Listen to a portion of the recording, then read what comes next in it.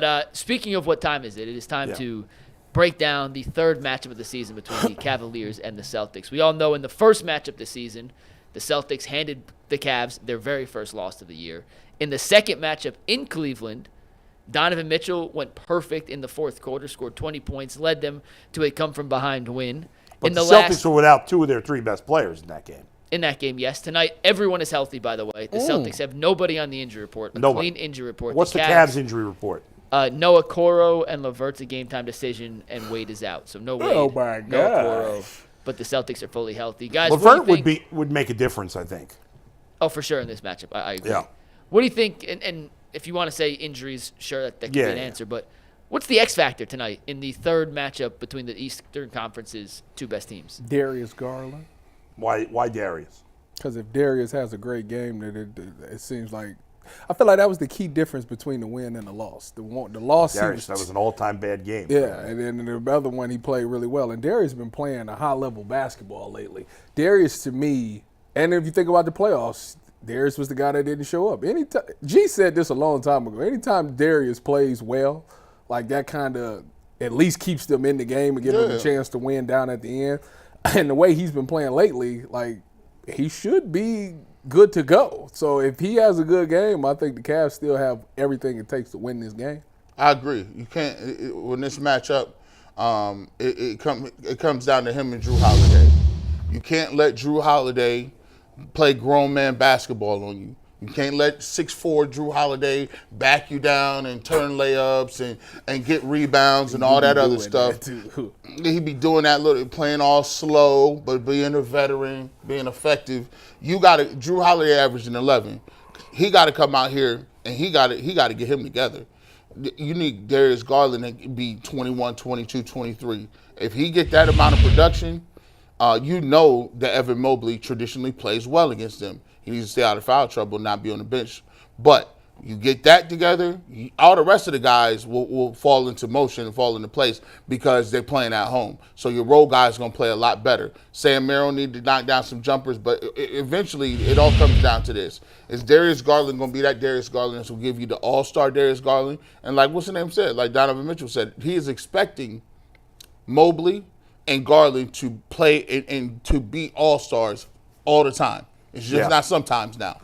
Danny Green was on the show with us earlier. If you missed it, he was on with us about an hour ago. He came on with us. If you missed it, make sure you go back and watch it because he was great. And when we asked him about Evan Mobley, he said he thinks it's possible he could be a better player than Anthony Davis down the line. Yeah. That was eye-opening. He said top 75 all time. He blew me away with those comments. And that's crazy. It wasn't like he's just coming on here saying great things about everybody's perfect. Like, I think he would have just said that if he didn't believe it. He's on ESPN. Like, he cares about his credibility. He's not just saying it because he's on in Cleveland. That was very eye-opening. To me, the X factor is the Cavs, I'm going to steal the old Rockets term, the Twin Towers. Right? No, it's not Akeem Olajuwon and Ralph Sampson. It's Evan Mobley and Jarrett Allen. The Celtics have a massive advantage at the 1, 2, and 3 spots in terms of size, right? And that was an issue in the first matchup, and they have a big size advantage. But the Cavs have a big size advantage up front, and they need to take advantage of that. I really think I heard Mike, as I was listening to the Ultimate Cavs. By the way, and I agreed with Evan419 who said Jason Lloyd looked very weird wearing a hat. I was going to mention that when we get the Super Chat. Wow. Jason was off-putting today. He was something weird. Jason, I don't know if he just woken up. I don't know what happened. What are you talking about? Jason was wearing a hat. It looks strange. Finish your point on this. But it's a great point. You were saying that, and now I kind of forgot where I was going. Oh, the Twin Towers. So you were saying that the only criticism you have of Kenny Atkinson this season is that they maybe work the ball into the paint more. And they haven't like made a point of getting the ball down low. And in this game, this absolutely feels like you got to get the ball to Mobley and even Allen, but especially Mobley, when they're posting up down low, a little old school NBA, because we can't just rely on Donovan and Darius from the outside because they have great size in terms of defending those guys. It's in the paint. And if we wear them down in the paint, then some of their other good players have to help, and that's when Darius and Donovan can get open. So I think the key tonight is the big guys early scoring in the paint. Let me ask, what is the Celtics starting lineup? Drew, Jalen, Kobe White. Kobe White, Derek White. No, Yeah, Derek White. Derek Who's Kobe White? He's that's on the Bulls. with the Bulls. Oh. He's got an afro. Really good player. Jayson Tatum and Kristaps Porzingis. That's the 5. Porzingis, Tatum, Brown, White, Holiday. So you mean to tell me Jared Allen is checking Kristaps? Most likely. And Mobley will go That's Tatum. That's a problem to me, though. I don't think. No, I don't 'cause think Porzingis is blown by Jared Allen. No, Kristaps been balling lately, though. I mean, I don't think he's just going to just like blow past him. Like I think that Jared Allen moves his feet. Now, if he gets hot, here's the problem: who you helping off on? That's what I'm saying. That's why I'm saying what makes him that. dangerous. But That's exactly my point. Is Porzingis Ain't good nobody- defensively? I have no idea. It would be whoever checking Drew. I would just. That's not gonna do nothing for you, though. Like You can't. Porzingis is a good rim defender. He is. He's a pretty good defender. That Evan helped. Mobley needs to put on the big boy pants tonight, and he needs to take it to Jayson Tatum. Yeah, that was my. I mean, yeah. That was kind of my point this morning. Oh yeah. It comes down to, I go back to the Oklahoma City game when they lost in Oklahoma City on national TV, the bad game. Yeah. They had no Hartenstein, no Wee. Holmgren. And we Yeah. said, hey, you got a massive size advantage down low. Right. You have 2 bigs that are bigger than anyone that OKC can put on the court. And I love how Kenny's transformed this offense into a movement, pass and cut, drive, kick. All that is great. But Kenny's also said this on multiple occasions that to win in the playoffs, you have to be versatile. And not every game is going to be copy That's right. and paste the same formula. And there are going to be some games where your best advantage is the fact that you have 2 offensive weapons in Allen and Mobley who can play together down low that other teams simply cannot match up size-wise with. Jayson Tatum's a good defender, a legitimately good defender, and he's not a small guy. He's huge. In person, he's one of those guys that you see, and he's like, oh, he's actually bigger than he looks on TV. And Yeah. he certainly can handle Evan Mobley. But if you're continuing to put the pressure on him when he's on defense by giving Mobley the ball in the paint and putting him in pick and rolls, you hope that takes a toll on his offensive game down the stretch, and that wears him down. So my X factor is kind of with Bull. Use Mobley and Allen as Right. a weapon, attack Tatum or Brown or whoever is in the mismatch guarding him, and make him play defense. And Draw guys, some fouls. I think like tonight's a statement game in a way. I mean, I don't think there's really. I don't know if that's really a thing in the regular season. No, But it is. I agree. In a way, it is. It's on TNT. You're playing the defending champs. There is, no matter how good the Cavs' record is, there is a feeling from some people, like a lot of people that are not Cavs fans, that like I don't know how legit this team is. We don't know Danny Green said it. I gotta see him in the playoffs. Exactly. It's the playoffs. And that's fair. They've always had great regular seasons, but the playoffs it's different basketball. If Evan Mobley has a monster game tonight and really takes it to Tatum, he did that before. that's going to be a huge story. I would start off the game. I would run my entire offense through the big motion at the high post. I would get the ball in the high post, and I'm looking down low to see who's down there. If it's Jared Allen with somebody caught on him small, I'm going to him. Or if it's Jared Allen getting the ball at the top of the key, and then Mobley flashing hard to post up. And to me, look, Al Horford has to be barbecue chicken. Like I'm not gonna let that man sit in here and crawl up the floor with that walker. How much does he play these days with Porzingis back? that Walker. Mike, does he still play? I'm looking at their recent game log. I'm not sure. I mean, he played 11 minutes He against gonna play tonight. the Sixers the other night. Yeah. Sit right in Luke that short Cornett corner. has been getting some more minutes from him at the big position. He's their other big. He played 11, 25, 19. He played about 20 minutes tonight.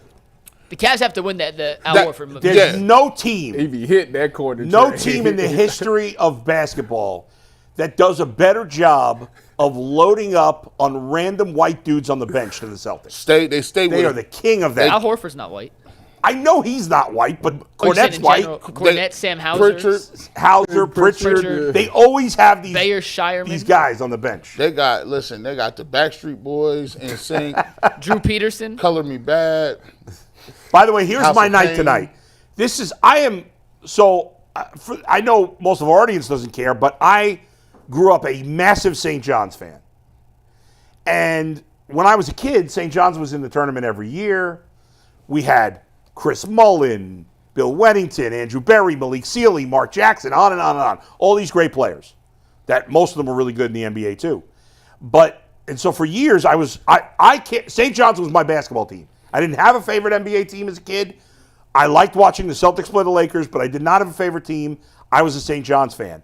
And over the years, as I moved away, got less interested in college basketball, I just kind of, didn't really watch them much. But they're having their best year in like 30 years. They're ranked number 11 or 12 in the country. And so they're playing Marquette, who's also ranked tonight. So I've got that game at 6:30.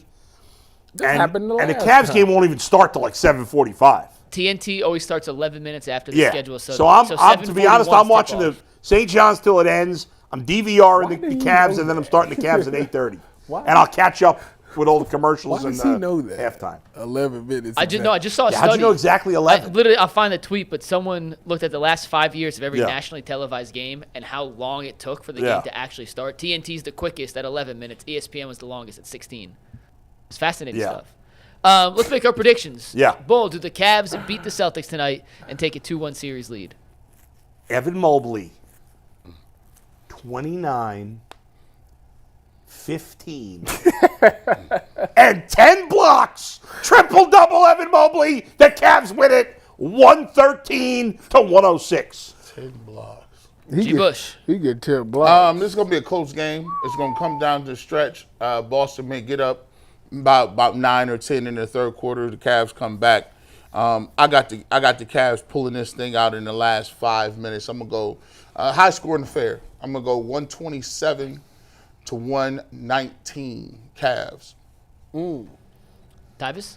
Well, due to the fact that my co-host here decided to take the Cavs, we can't have a unanimous decision on the show.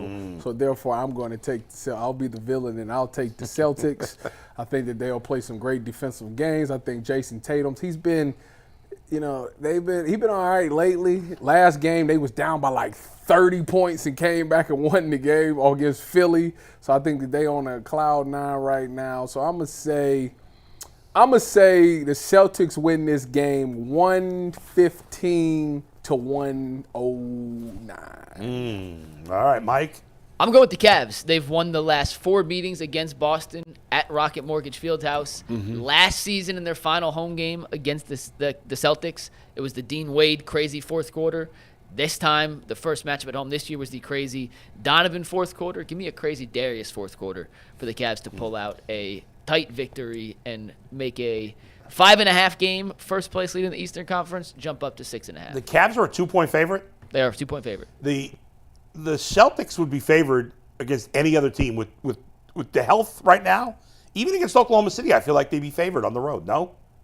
Maybe not against Oklahoma City? Probably not OKC. Probably everyone else. That's, they got their whole team. Yeah. That won an NBA title without Porzingis, who's an all-star level player. Yeah. They're good. Should be a fun one tonight. Yeah. We're going to see. Should be a fun one. I'm excited.